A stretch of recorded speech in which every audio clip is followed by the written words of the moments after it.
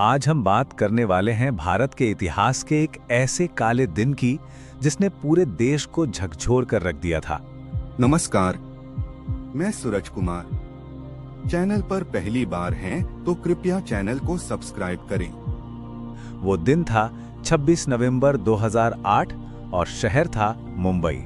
चलिए परत दर परत समझते हैं कि उस दिन आखिर हुआ क्या था। तारीख थी 26 नवंबर 2008। सोचिए, मुंबई की एक आम शाम। शहर अपनी धुन में, अपनी रफ्तार में जी रहा था। लोग ऑफिस से घर लौट रहे थे, कैफे और रेस्टोरेंट भरे हुए थे, मतलब सब कुछ नॉर्मल था। लेकिन किसी को जरा भी अंदाजा नहीं था कि समंदर के रास्ते मौत शहर में घुस चुकी है और कुछ ही देर में ये सारी रौनक एक भयानक मातम में बदलने वाली थी। और देखिए, ये कोई एक दो बम धमाकों की घटना नहीं थी। नहीं, ये एक सोची समझी, बिल्कुल मिलिट्री स्टाइल में की गई प्लानिंग थी। एक साथ कई जगहों पर हमला और मकसद सिर्फ एक, देश की फाइनेंशियल कैपिटल मुंबई को उसके घुटनों पर ला देना।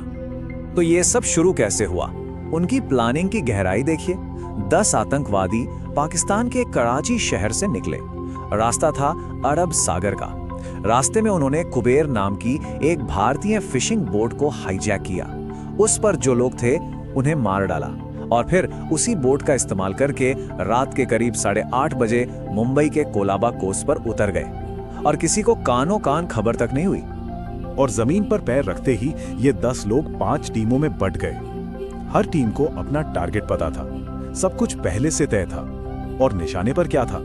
मुंबई की सबसे जानी मानी, सबसे भीड़-भाड़ वाली जगह, जहां एक साथ हमला करने का मतलब था बस तबाही, ज्यादा से ज्यादा लोगों की जान लेना और ऐसा खौफ पैदा करना जो सालों तक न मिटे। अब जरा इनकी स्पीड देखिए। सिर्फ 90 मिनट, 1.5 घंटा। सोच सकते हैं, सिर्फ 1.5 घंटे के अंदर इन आतंकवादियों ने पूरे शहर को हिला के रख दिया। मुंबई के अलग अलग कोनों में गोलियां चल रही थी, लोग मर रहे थे और शहर का पूरा सिक्योरिटी सिस्टम जैसे एकदम पंगु हो गया था।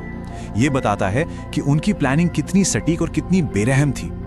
सबसे भयानक मंजर शायद छत्रपति शिवाजी टर्मिनस यानी सीएसटी स्टेशन पर देखने को मिला।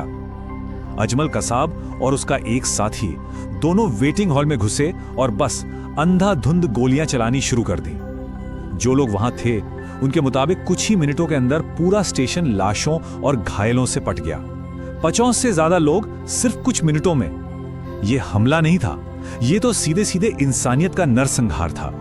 तो अमलों की जो पहली लहर थी, उसके बाद लड़ाई का मैदान बदल गया। अब जंग सड़कों पर नहीं बल्कि शहर की सबसे मशहूर इमारतों के अंदर लड़ी जा रही थी। और अगले 3 दिनों तक पूरा मुंबई शहर जैसे बंधक बन गया था। हाँ, कहने को तो पूरे साउथ मुंबई में ही अफरा तफरी का माहौल था, लेकिन असल में आतंक का जो एपिसेंटर था वो 3 जगहों पर आकर टिक गया था। ताज होटल, ओबेरॉय ट्राइडेंट होटल और नरीमन हाउस। और ये सिर्फ बिल्डिंग्स नहीं थी, ये मुंबई की शान थी, भारत के गौरव का सिंबल। और अब ये एक वॉर जोन में तब्दील हो चुकी थी। तो देखिए, ताज होटल में 4 आतंकवादी घुसे थे, ओबेरॉय और नरीमन हाउस में 2-2, और अंदर सैकड़ों लोग फंसे हुए थे। इनमें होटलों के गेस्ट थे, वहां काम करने वाला स्टाफ था, नरीमन हाउस में रहने वाले लोग थे। और सोचिए, हर एक पल जो बीत रहा था वो अंदर फंसे लोगों के खौफ को और बाहर इंतजार कर रहे उनके अपनों की बेबसी को बढ़ा रहा था। पूरे 60 घंटे, सोचिए 60 घंटे तक देश की धड़कनें जैसे थम सी गई थी। हर कोई टीवी से चिपका हुआ था, बस गोलियों की आवाजें सुनाई दे रही थीं, होटलों से आग की लपटें उठ रही थीं और सबके दिमाग में बस एक ही सवाल घूम रहा था, आखिर इसे रोकेगा कौन? इन बेगुनाह लोगों को बचाएगा कौन? और फिर इस सवाल का जवाब मिला, ऑपरेशन ब्लैक टॉर्नेडो। ये वो नाम था जो भारत के सबसे मुश्किल और सबसे साहसी काउंटर टेरर ऑपरेशंस में से एक बन गया। इसे अंजाम दिया देश की सबसे एलीट कमांडो फोर्स ने। तो चलिए समझते हैं कि ये ऑपरेशन आखिर था क्या। सबसे पहला कदम, दिल्ली से नेशनल सिक्योरिटी गार्ड यानी एनएसजी, देश की बेस्ट कमांडो फोर्स को एयरलिफ्ट करके मुंबई लाया गया। फिर शुरू हुआ सबसे मुश्किल काम, एक एक करके कमरा दर कमरा इन तीनों लोकेशंस को खाली कराना। एक बेहद खतरनाक ऑपरेशन जिसमें 9 आतंकवादी तो मारे गए, लेकिन एक अजमल कसाब जिंदा पकड़ लिया गया। और यही कसाब बाद में इस पूरी साजिश का सबसे बड़ा जीता जागता सबूत बना। और ये कोई बराबरी की लड़ाई नहीं थी, बिल्कुल भी नहीं। एक तरफ थे आतंकवादी जो पूरी तैयारी के साथ आए थे, उन्हें इमारतों के लेआउट तक पता थे और उनका मकसद था सिर्फ मारना। वहीं दूसरी तरफ थे हमारे सुरक्षा बल, जिनके लिए ये जगह बिल्कुल अनजान थी और जिनकी सबसे बड़ी जिम्मेदारी थी हर एक बंधक को जिंदा बचाना। मकसद का ये फर्क बहुत बड़ा था। 29 नवंबर को ऑपरेशन तो खत्म हो गया, शहर भी आजाद हो गया, लेकिन इस आजादी की कीमत बहुत बहुत बड़ी थी।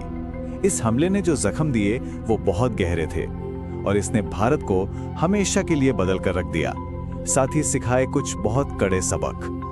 166 ये सिर्फ एक आंकड़ा नहीं है, ये 166 जिंदगियां हैं, 166 परिवार, 166 कहानियां जो उस रात अचानक खत्म हो गईं। इनमें आम लोग थे, हमारे जांबाज पुलिस और कमांडो थे और दुनिया के अलग अलग देशों से आए मेहमान भी थे। और ये आंकड़े बताते हैं कि आतंक किसी को नहीं बख्शता, इसका शिकार हर कोई बना। 60% आम भारतीय नागरिक थे, 10% हमारे सुरक्षाकर्मी, 15% विदेशी नागरिक और 5% वो होटल कर्मचारी थे जो अपनी ड्यूटी निभा रहे थे। मतलब चाहे वो सड़क पर चलता आम इंसान हो, देश का सिपाही हो या कोई मेहमान, आतंक ने किसी में फर्क नहीं किया। तो इस हमले के बाद बदला क्या? सबसे पहले तो कसाब के पकड़े जाने से ये साफ हो गया कि इस हमले के पीछे पाकिस्तान में बैठे आतंकी संगठन लश्कर-ए-तैयबा का हाथ था। इसके बाद देश की सिक्योरिटी पॉलिसी में बड़े बदलाव किए गए। टेरर के मामलों की जांच के लिए एक स्पेशल एजेंसी NIA बनाई गई। कोस्टल सिक्योरिटी यानी समुद्री सीमाओं की सुरक्षा को बहुत मजबूत किया गया। और हाँ, ताज होटल के स्टाफ की बहादुरी की कहानियां वो तो एक मिसाल बन गई कि कैसे मुश्किल वक्त में आम लोग हीरो बन जाते हैं। 26/11 ये सिर्फ एक तारीख बनकर नहीं रह गई है, ये एक जख्म है जो भारत के दिल पर हमेशा रहेगा। लेकिन ये कहानी सिर्फ दर्द की नहीं है, ये कहानी है मुंबई के उस जज्बे की जो कभी हार नहीं मानता। वो शहर डरा जरूर, सहमा जरूर, लेकिन टूटा नहीं। ये हमला एक याद दिलाता है कि अंधेरा चाहे कितना भी गहरा हो, आखिर में जीत हमेशा हिम्मत, एकता और इंसानियत की ही होती है।